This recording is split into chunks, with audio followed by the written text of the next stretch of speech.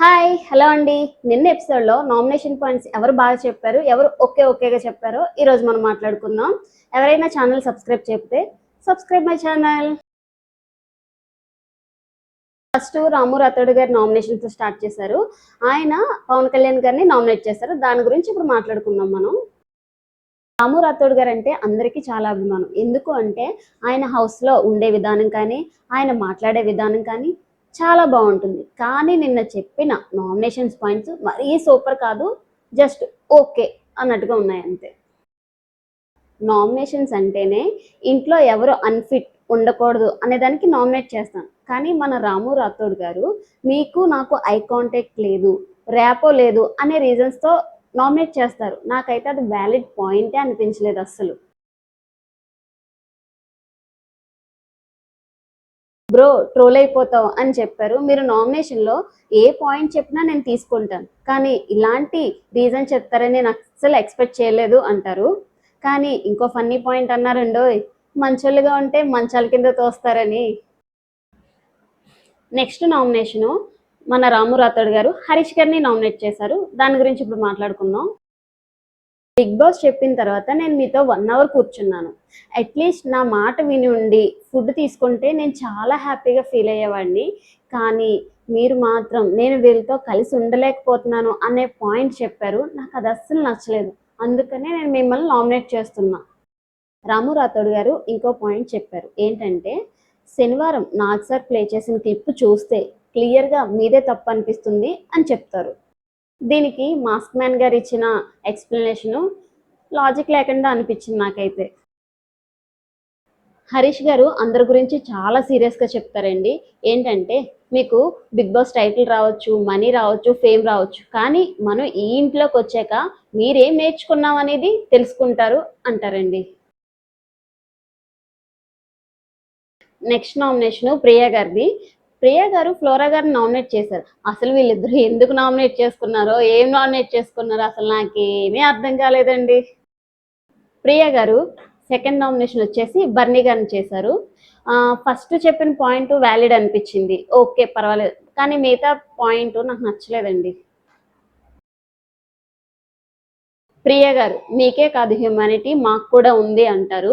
Owners ఓ rule పెట్టుకున్నాం food ఇవ్వకూడదు అని, కానీ మేము ఆ రూల్స్ బ్రేక్ చేసి మరీ మీకు ఫుడ్ ఇస్తున్నాం. ఈ పాయింట్ వ్యాలిడ్ అనిపించిందండి నాకైతే. నెక్స్ట్ నామినేషన్ రీతు చౌదరి గారు హరీష్ గారు నామినేట్ చేస్తారు. ఈవిడ చెప్పిన పాయింట్స్ చాలా బాగున్నాయి. రీతు చౌదరి గారు అంటారు హరీష్ గారితో, మీరు చాలా మంచివారు, తినడం మానేస్తున్నారు, అమ్మాయిలంటే మీకు చాలా రెస్పెక్ట్, మీరు నాకు కూడా అంతే రెస్పెక్ట్ ఇస్తున్నారు, కానీ మీరు గేమ్లో ఎక్కడో గివ్ అప్ ఇచ్చేస్తున్నారు, అది నాకు నచ్చట్లేదు అనే పాయింట్తో మిమ్మల్ని నామినేట్ చేస్తున్నాను అని సింపుల్గా చెప్పేస్తారు. చాలా పాజిటివ్గా చెప్పారండి. దానికి మాస్క్ మ్యాన్ గారు ఇచ్చిన రియాక్షన్ అయితే నాకు అస్సలు నచ్చలేదండి. మొన్న నాగార్జున సార్ ముందు హౌస్మేట్స్ అందరిలో రితు వర్మ గారే సపోర్ట్ చేసి నిలబడ్డారు, కానీ ఆవిడనే సింపతి గేమ్ ప్లే చేస్తున్నారా అని అనడం నాకు అస్సలు నచ్చలేదండి.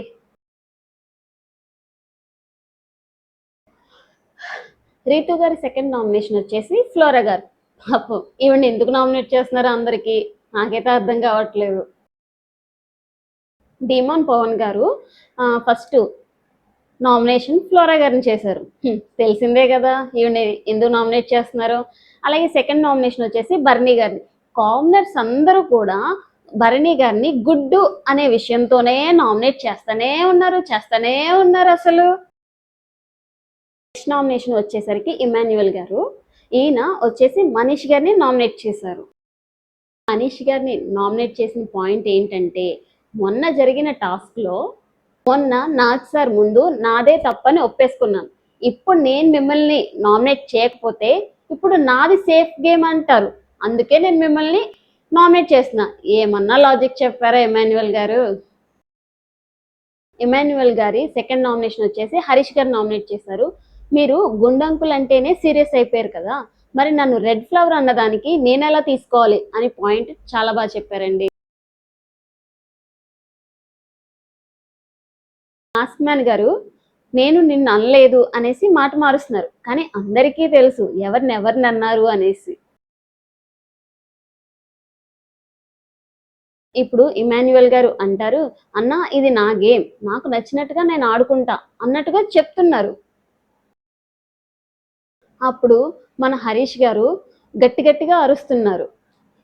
ఈయన ఇలాగే గాని అరుస్తూ తినకుండా ఉంటే ఈయన బిగ్ బాస్ ఇంట్లో ఎక్కువ రోజులు ఉండలేరండి అసలు. చూసారు కదా, ఇలాంటి మరింత కంటెంట్తో మీ ముందుకు వస్తూ ఉంటాను. Please like, share, subscribe.